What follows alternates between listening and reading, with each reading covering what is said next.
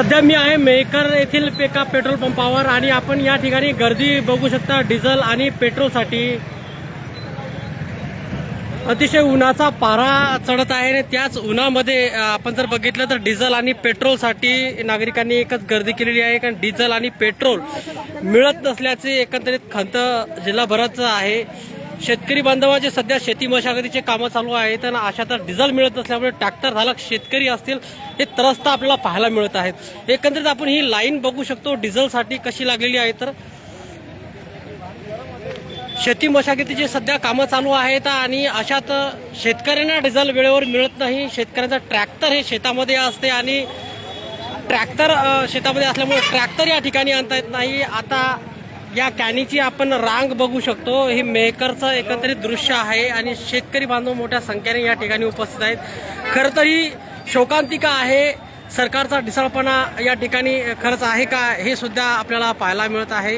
ही जर रांग आपण दिसली तर उन्हातच हे शेतकरी बांधव जे आहेत हे सर्व उभे आहेत। मागील 2 ते 3 तासापासून ही रांग लागलेली आहे आणि भर उन्हातच हे शेतकरी बांधव या ठिकाणी आपल्याला पाहायला मिळत आहेत।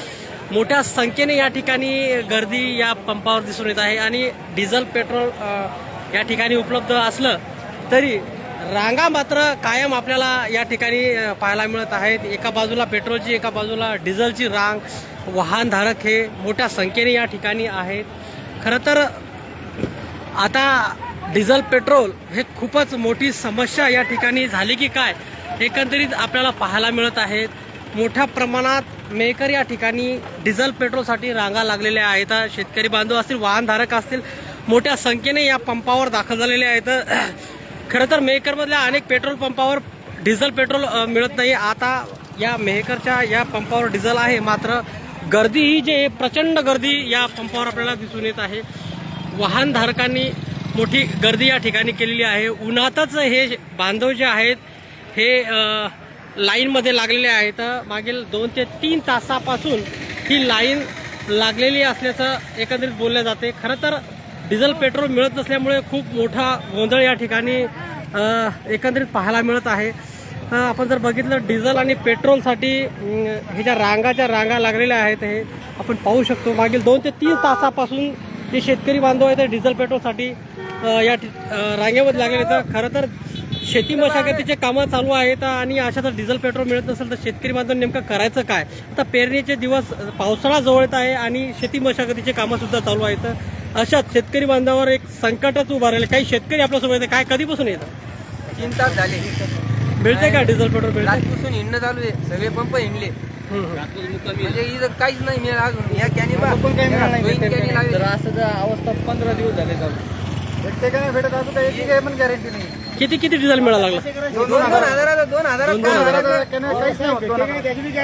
2000च्या डिझेल पेट्रोल मध्ये ट्रॅक्टर चालते।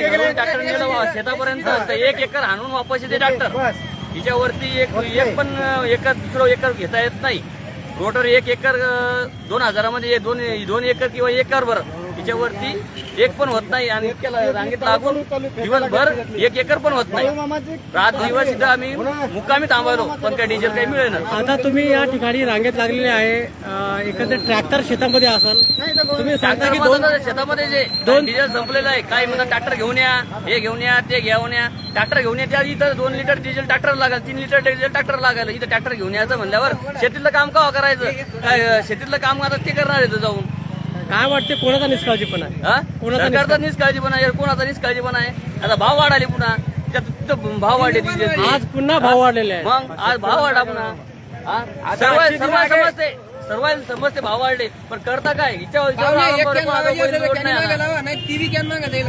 खरं तर शेतकरी बांधवांचा मोठा रोष या ठिकाणी पाहायला मिळते। शेती मशागतीचे कामं चालू आहेत, अशात भाववाढी आणि डिझेल पेट्रोल मिळत नाही। खरं तर खूप मोठा रोष या ठिकाणी सरकारवर आपल्याला पाहायला मिळत आहे। डिझेल पेट्रोलच्या समस्या दिवसेंदिवस वाढतच चाललेल्या आहेत। अशातच शेतकरी बांधवांनी नेमकं करायचं काय हा मोठा प्रश्न या ठिकाणी उपस्थित झालेला आहे। या ठिकाणी जर आपण बघितले तर खूप मोठ्या प्रमाणात ह्या ज्या रांगा आहेत वाहनाच्या हे तुम्हाला मी दाखवण्याचा प्रयत्न करणार आहे। सलग मेहकरपर्यंत ह्या रांगा असल्याचं बोललं जात आहे। नेमकं रांगा कुठपर्यंत हे पाहण्याचा प्रयत्न आपण करणार आहे आणि तुम्हाला दाखवण्याचा प्रयत्न मी करणार आहे। खरं तर ही परिस्थिती दिवसेंदिवस गंभीर होत चाललेली आहे। शासन प्रशासन याकडे कसं बघतंय हे बी महत्त्वाचं ठरणार आहे। मात्र सध्या तरी शेतकरी बांधव असेल, वाहनधारक असेल, मोठ्या प्रमाणात हे त्रस्त झालेले आहेत या समस्येला. तरी काम कधी करायचं, डिझेल पेट्रोल आणायचं कधी, हा एक मोठा प्रश्न त्यांच्या समोर उद्भवला आहे. आणि आपण जर बघितलं तर खूप मोठी समस्या निर्माण होण्याचे प्रश्नचिन्ह या ठिकाणी होत आहेत.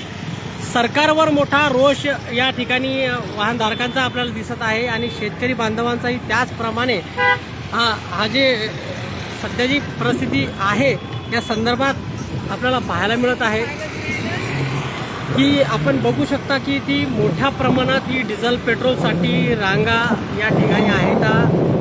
मेहकरच्या बाहेर हा पंप आहे.